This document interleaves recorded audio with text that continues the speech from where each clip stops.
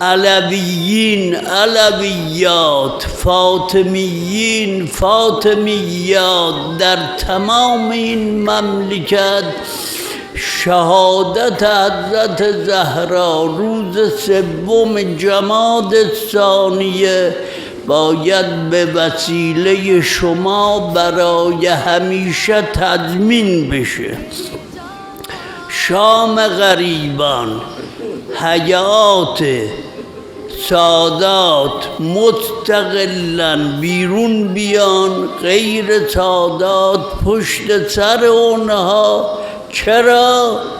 برای خاطر این که یک بلاغیست، کسی تبلیغ کرده، کسی واسطه تبلیغ اون مطلبی که رسونده به شما چیه؟